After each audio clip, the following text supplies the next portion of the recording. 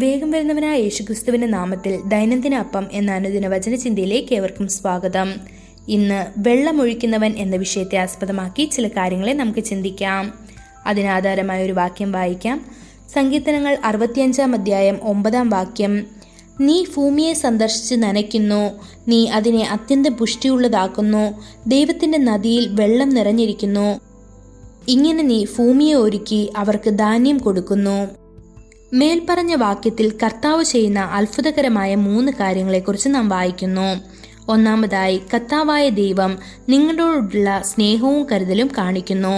രണ്ടാമതായി, അവൻ എല്ലാ ആനുകൂല്യങ്ങളും നൽകുകയും വർഷിപ്പിക്കുകയും ചെയ്യുന്നു. മൂന്നാമതായി, നദീതീരത്ത് നട്ടുപിടിച്ച വൃക്ഷം പോലെ അവൻ നിങ്ങളുടെ ജീവിതം വളരെ സമൃദ്ധമാക്കുന്നു.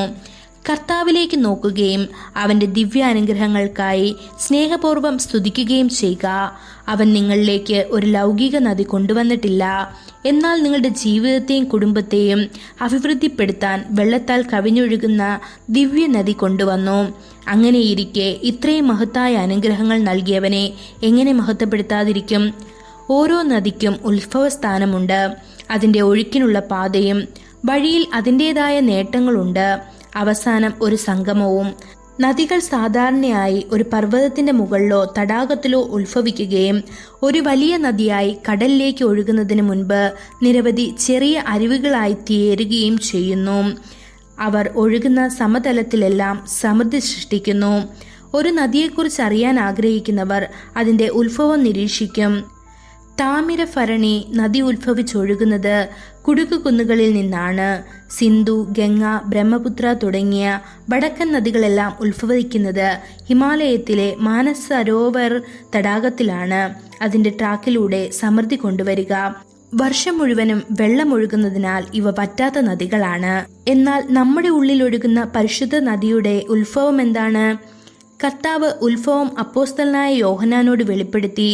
ദൈവത്തിന്റെ കുഞ്ഞാടിന്റെയും സിംഹാസനത്തിൽ നിന്ന് പുറപ്പെടുന്ന പളുങ്കുപോലെ തെളിഞ്ഞ ജീവജലത്തിന്റെ ശുദ്ധമായ ഒരു നദി അവൻ എനിക്ക് കാണിച്ചു തന്നു എന്ന് വെളിപ്പാട് 22 അധ്യായം 1 വാക്യത്തിൽ നമുക്ക് കാണാൻ സാധിക്കും.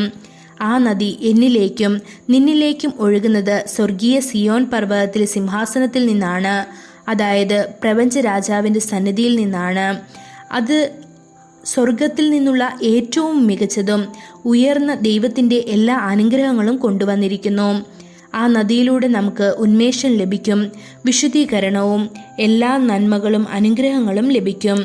ആ നദി നമ്മെ ദൈവശക്തിയും മഹത്വവും കൊണ്ട് നിറയ്ക്കുന്നു. ആ നദി ജീവന്റെ ശാശ്വത നദിയാണ്. വർഷം മുഴുവനും അത് ഒഴുകിക്കൊണ്ടേയിരിക്കും. അത് നിങ്ങളുടെ ആത്മാവിനെയും ശരീരത്തെയും ശുദ്ധീകരിക്കുകയും വിശുദ്ധീകരിക്കുകയും ചെയ്യും. ആ നദിയാൽ നിങ്ങൾ സന്താനപുഷ്ടിയുള്ളവരാകും. ആത്മാവിൻ്റെ എല്ലാ ഫലങ്ങളും നിങ്ങളിൽ കാണപ്പെടട്ടെ. ദൈവമക്കളെ, ആ നദി നിങ്ങളെ വിശുദ്ധിയിൽ നിന്ന് വിശുദ്ധിയിലേക്ക് മുന്നേറാനും പൂർണ്ണത കൈവരിക്കാനും തുടർന്നും സഹായിക്കും. ഈ വചനങ്ങളാൽ ദൈവം നമ്മെ ഓരോരുത്തരെയും അനുഗ്രഹിക്കുമാറാകട്ടെ. കൂടുതൽ ധ്യാനത്തിനുള്ള വാക്യം സങ്കീർത്തനങ്ങൾ 24 അധ്യായം 2 വാക്യം. സമുദ്രങ്ങളുടെ മേൽ അവൻ അതിനെ സ്ഥാപിച്ചു, നദികളുടെ മേൽ അവൻ അതിനെ ഉറപ്പിച്ചു. ഇന്നത്തെ ബൈബിൾ വായന രാവിലെ 2 ദിനവൃത്താന്തം 34, 35, 36 അധ്യായങ്ങൾ.